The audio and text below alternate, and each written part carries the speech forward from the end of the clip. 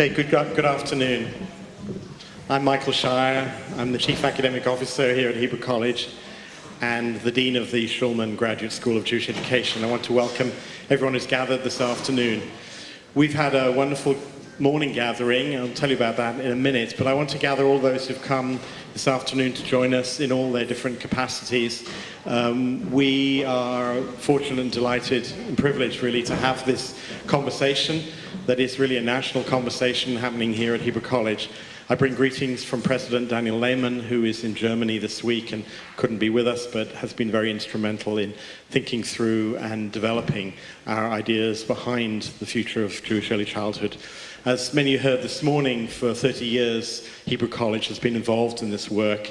Our former dean, Ida Regerson, was instrumental in setting up in Boston an early childhood institute here at the college, which developed all kinds of professional development and other opportunities for people in the local area. We've been continuing that work, and under the direction of raz3, really an indefatigable leader of our Early Childhood Institute, we have been able to start this national conversation, which has been going on now for at least 2 years on phones and emails and webinars, and it's just wonderful to gather people in the room together who are so committed to the future of the foundations, the strong foundations we need to build at the very youngest of the engagement with our families. This morning we had an amazing and a really incredible experience. It was over 100 people in the room, many from both Boston and Massachusetts as a whole, here as practitioners, beginning to tease out and unpack the issues that confront us. Dr. Mark Rosen, who is here with us still, Kathy Rowland from URJ, and Nama Orr from the American Israel Council, really steered us in wonderful directions. And Mark, I think, gave us the kind of the mantra of the morning, which was pre-K is too late. We can do so much more for our families, and just thinking about the institutions and the opportunities we have is not really enough. And we have got to do more. We've got to reach up to this challenge, and we are here this afternoon to consider how to take this into action. But for all good Jewish enterprises, we need to do so cognizant of where we come from. And we have here our teacher, our rector, Professor Arthur Green, to really lead us in a thoughtful opening about the nature of where we come from with regard to our work. Many theologians are also educators. I've kind of been thinking about this, and when I think of my teacher, Eugene Borowitz, Zichrono Livracha, he was one of the foremost American theologians, and he was also a professor of education. I think of Maimonides as a theologian, but also as an educator, and Art is no less. He is, of course...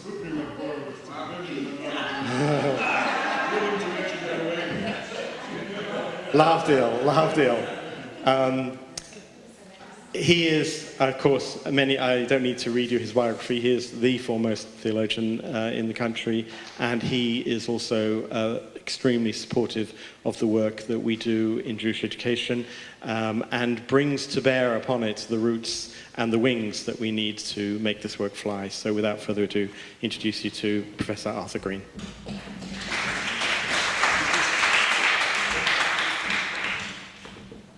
Good afternoon, great to be with you all, and just give a sort of few minutes introduction to the work you're going to do this afternoon.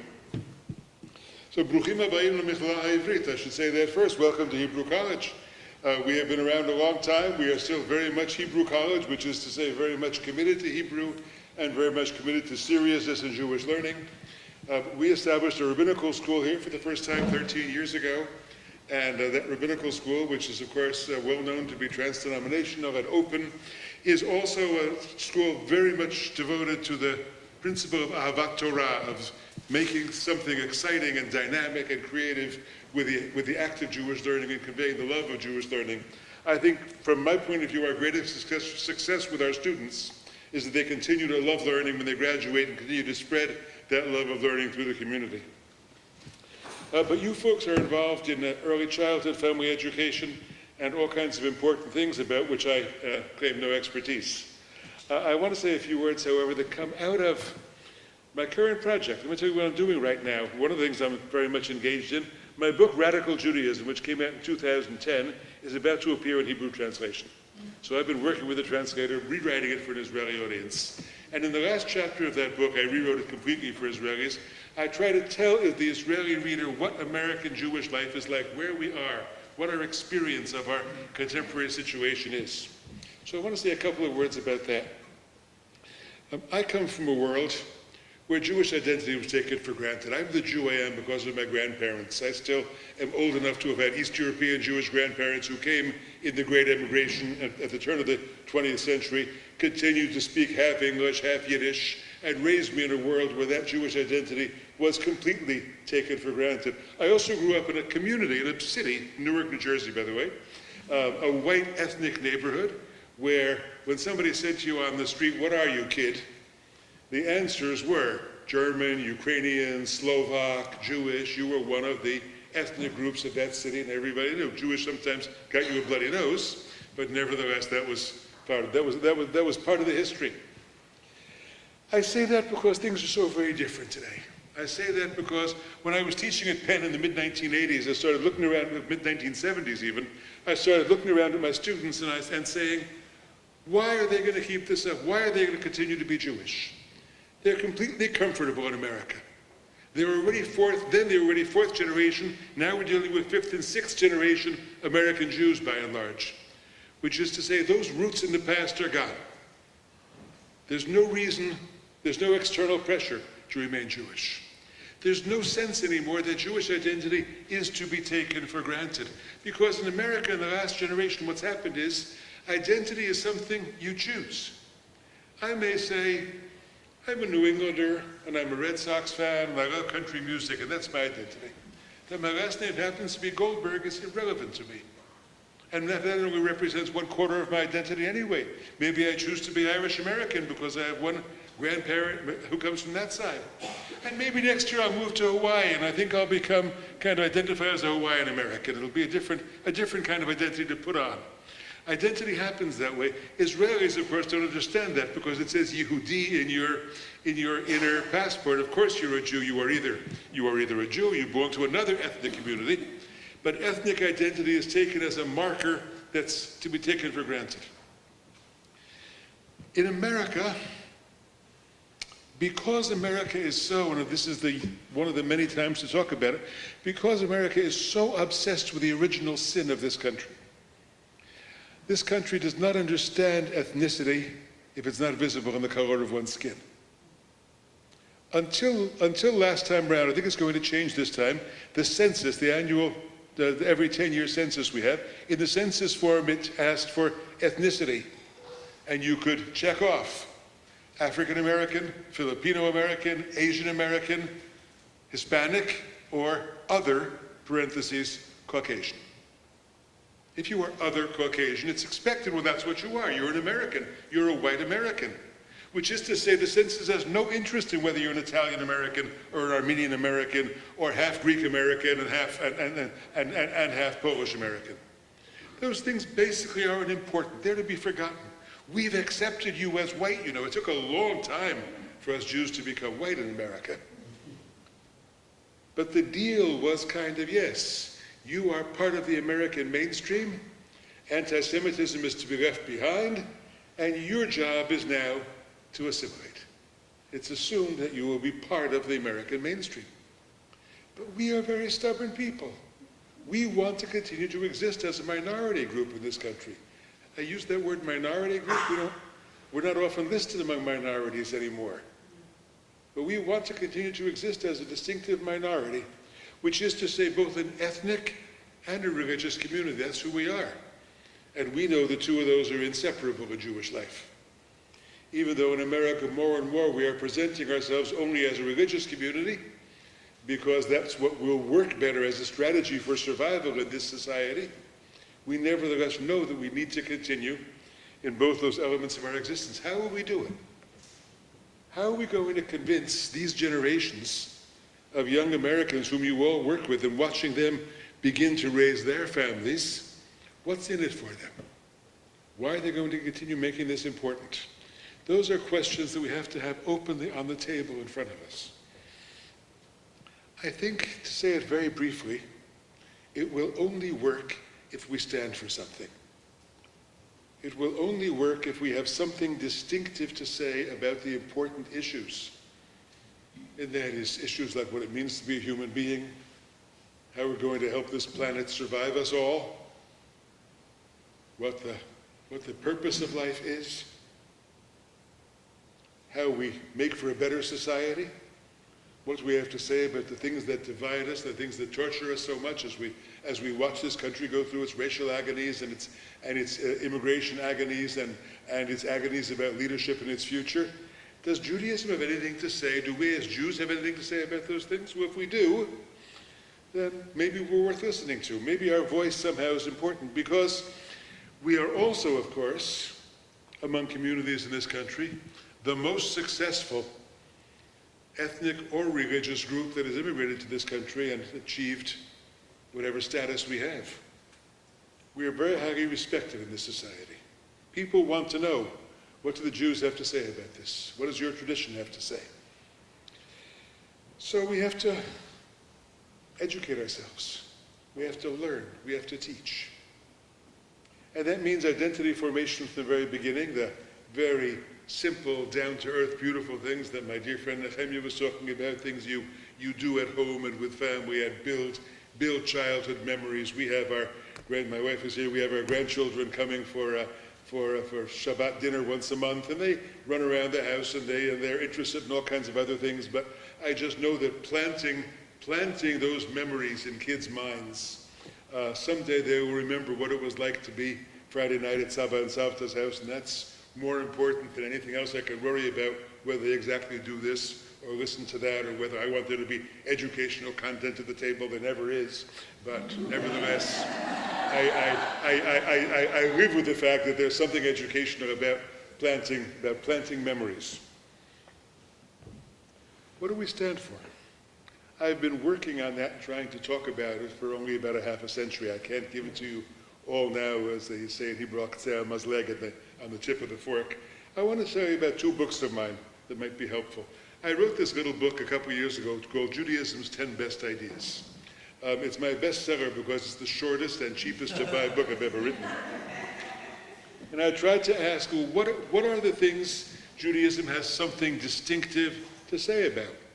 So I begin with simcha, I begin with joy.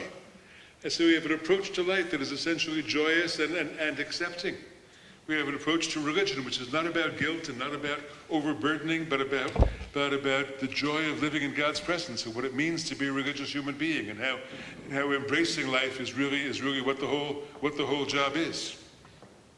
I go on to talk about what I think is probably for me the basis of all Jewish values and all Jewish teaching about what it means to be a human being, and that is Tselem Elohim, being in the image of God, every human being in the image of God. Our belief that, as the Talmud says, Lama nivra adam yechidi, why was only one person created? Why are we all descendants of Adam? Because that way nobody will be able to say, my father was greater than yours. Well, that's something we could we could use hearing a little bit more in America of today. We could learn more than a little from those kinds of values, from those kinds of teachings. So I urge you, this little book, Judaism's 10 Best Ideas, those of you who work with non-Jewish professionals in your institutions whom you want to help convey Jewish values to, think about giving it to them. The longer version is a book called These Are the Words. I say, what are the Hebrew words? What are the 150 Hebrew words a person has to know in order to be involved in Jewish spiritual life? Everything from names of holidays to basic concepts to ritual forms, and about a page on each. So it's my sort of introduction to Judaism vocabulary book. I do these things, I could write more esoteric and more scholarly things than these. I do these things because I realize as a scholar that I'm as committed to the Jewish future as I am to the Jewish past. And that the luxury of spending all our time writing learned treatises on what happened in the past will not guarantee that there be a future existence for the Jewish people in this society. I don't think there is a guarantee. I think it's entirely up to us. I think what we do, how well we succeed as educators, really leaves that future very much in our hands, your hands. And that's a great trust we have. It's a great trust. I have been, in my spare time, when I'm not doing other things, I've been writing a commentary on the prayer book for the last 20 or 30 years. Someday it will be published. I'm not sure in exactly what form it will happen, but it will probably come out with a Siddur text. So I say on one of the verses in the Psalms, Mizmor LeTodah, a psalm of thanksgiving that we have in Shachrit, I say, the psalm ends, Ki tov Hashem le'olam chasdo v'ador v'ador emunato. Because God is good, God's graciousness is turned toward the world. I read la'olam chasdo as la'olam chasdo. God cares about the world, ador v'ador emunato, and God trusts in every single generation. God trusts every generation, which is to say, each generation is going to have to do it differently. The Judaism I give my grandchildren is not going to be my grandfather's Judaism from Eastern Europe. It wouldn't work. It wouldn't be appropriate to them. My grandfather came from a place where there were two kinds of people, Yidden and Goyim. And Yidden hated Goyim about as much as Goyim hated Yidden. Yidden spoke Yiddish and Goyim spoke Goyish, and that was the size of the entire world. And my grandchildren go to a school where probably 20 or 30 languages are heard in the corridor by the time you get to the doorway. And people from all over the world and people from all kinds of cultures are learning to live one another and live with one another and care about one another and be open to one another. And therefore it's going to be a different Jewish experience. And we who know that Judaism that our grandparents gave us and love it, have to preserve it and have to pass it on with a kind of openness to say, God will trust each generation. So that each generation will find its own path and will take that tradition and shape it and create a vessel that's going to work for that generation and those to come. So those of you who are working in intergenerational Jewish education, it's a great sacred trust, it's a great privilege, and I bless you and thank you for all you do. Thank you.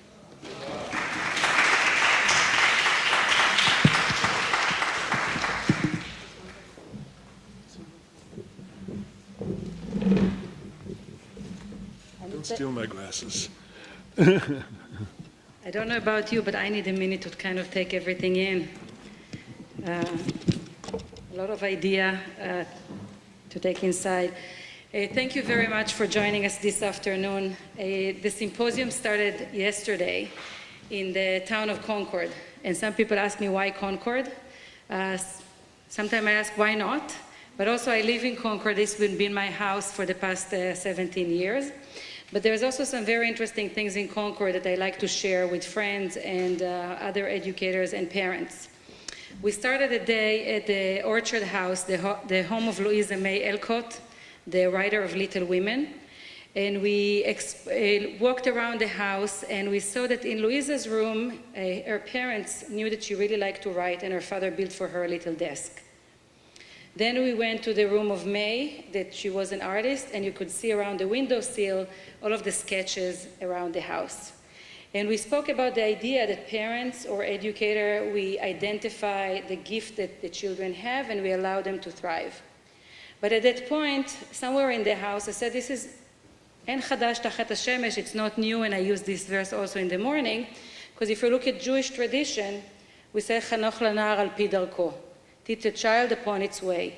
So it's nice to come to the Orchard House in Concord and learn from the Alcott family, but we need to remember that we have a very, very rich tradition and we need to be versed in it so we can go back and enjoy it. We also went outside and they have the Summer School of Philosophy. That was the adult learning, that every summer they have a learning for adult, learning about the Transcendentalist movement and Henry David Thoreau and Emerson. And again, if we look at the Jewish tradition, adult learning, it's a built-in of our tradition. Every Shabbat, when we read the parasha, every holiday, every time, every day, we are constantly learning. The cycle, the life cycle, the yearly cycle, we're constantly learning. So it's very inspiring to find it in my back door, my backyard, but I need to go back to our tradition and find all of this beauty. We continue from there to the North Bridge. This is where the War of Independence took place. This is where the Minutemen actually managed to stop the British. We have the British. and when we are talking, and and the Minutemen is like all of us. We're talking about as educators, as parents, as leaders in our community today. The Minutemen weren't fighters. They weren't trained to be fighters. They weren't trained to be to work in agriculture. But they moved here. There was a need. There was a challenge, and they rose to the challenge. And the question is what's the challenge of today, and how do we are going to be the Minutemen or the Israeli pioneers that established the State of Israel? And when I moved to Concord, I was very excited that I'm going to be part of a history. Moving from Israel, it was, I needed some kind of history and connection coming from such a rich history as we know. And everybody was very proud of the North Bridge. This is an old place, and apparently every 50 years they replace the bridge. Yeah. So I said, like, even this piece of history you took away from me. But the one thing that is very, also connects us a lot to the Jewish tradition is we have our history, we have text, we have wisdom. And this is something that we take with us wherever we go. And this is something that nobody can take from us. We continue this morning, and this will give us I shared a little bit about the families of today. But before I do that, I want to share with you a little bit my personal story.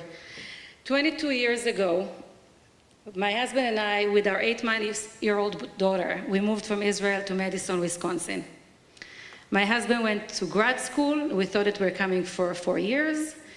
And I was very excited about this experience. But this is where I truly started to think about how do you raise family in the United States? How do you raise family with Jewish identity in the United States? It was the first time I didn't have my family around me. I didn't have the opportunity for them to go to Saba and Savta, to go to grandparents on Shabbat or to go for a holiday. I didn't have the Jewish calendar to support us, that when you go to the supermarket, you don't find Hanukkah gelt on every holiday and all of, because this is what they put in the supermarket all over New England. It's for every holiday. You say matzah, Hanukkah gelt, and the same exact things. In Israel, and then my neighbor was mowing their lawn on Yom Kippur. In Israel, you can walk on the street and you can hear for miles and miles because it's so quiet, and it's amazing how everything comes to still.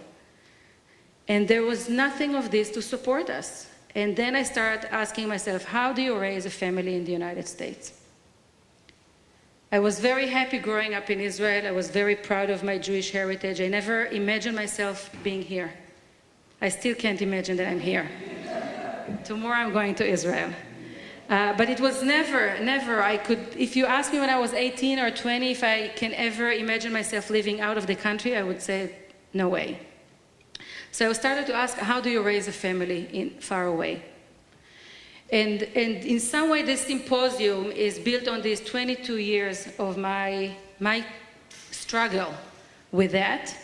What does it mean to be a young family trying to figure out how to raise children? What does it mean that we are, whatever we do, whatever experience we create, it's going to shape our children, for better or for worse? What kind of experience we're going to create for them? And what I find lately, working here at the Early Childhood Institute and working and talking with families and educators, that many of the families of today are very similar to me 22 years ago. They're moving to different parts of the country. They don't have their family. I have 54 first cousins. Most of them live in the same neighborhood. My father is a family of 14, so we're more than the 12 tribes. So coming from a very rich and big family, and coming in, how do you do that? One thing that was easier for me, I grew up with a rich Jewish background.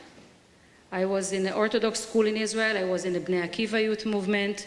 I was later on in the IDF. I was an officer. I studied in Bar Ilan. So all of the Jewish background was very, very strong. Israel and Israel history was very much of who I was. I was very proud. I'm still very proud. So it was easy for me to give it to my children. So about 2 weeks before each holiday, we would start with music and books and cooking and decorating. And we used to celebrate in the university housing in Madison with all of our friends from around the world. We used to celebrate Yom HaAtzmaut with our Iranian friends and Mexican friends and Peruvian friends. And we celebrate Sukkot, and we invited all of us to celebrate with us, and we celebrate with them. Because one of the things that's very similar to the young families today, I wanted to raise my kids globally. I wanted them to feel comfortable going to our Christian neighbors and learning about their tradition. And I wanted to go and celebrate Nowruz with my friend from Iran and learn about their new year of the Persian people. It was important for me to understand that you can have a strong identity, you can feel proud of it, and you can invite other people to learn from you, but at the same time, I can go and I can be with my neighbor and I can learn about their life. And this is something that I'm very thankful for the United States. I didn't have this opportunity as much in Israel. All of the kids in my classroom were Jewish. Everyone in my neighborhood was Jewish. Most of the people that I knew until later in life were Jewish. So I'm very thankful for the opportunity for my kids to grow in a place like this. We did speak Hebrew at home because it was very important for me. So my kids, through music and books, they know Hebrew. We celebrate the holidays. We were fortunate to go twice a year to Israel. So the connection is very small, but very strong. But one of the things that I know that most of the parents of today don't have this strong background. They don't have the Hebrew, they don't have the Jewish text, the learning, they don't have these memories from the house of the grandparents when 50, 60 people came for a holiday. They don't have this wealth of knowledge to kind of draw from. Earlier this morning when I shared, I said this is like looking at the Passover Seder, and we have the fourth son, the one that doesn't know how to ask. They don't know it. They don't know the beauty that Art Green shared earlier, the beauty of the joy of Judaism, the text, the Shabbat, the wisdom that we know. So how can we come and we help them? And another thing that we shared earlier this morning, that some of these people, some of these young families are interested. We looked at the Pew report and we saw that many of these families are interested to be Jewishly engaged. They want to learn more. They're looking for this Saba or Savta, and we have here the green Babi here with us. They're looking for these connections. They want to learn, but they don't know sometimes where to start. We're very thankful to the Green Spoon Foundation and the PJ Library that send books to their houses. If you're not coming to us, we're going to send it in your mail, and you're going to sit and read it. And it's been a wonderful transformation over the past 12 years? 10, 12 years. So the question is, what can we do and what are we doing here today?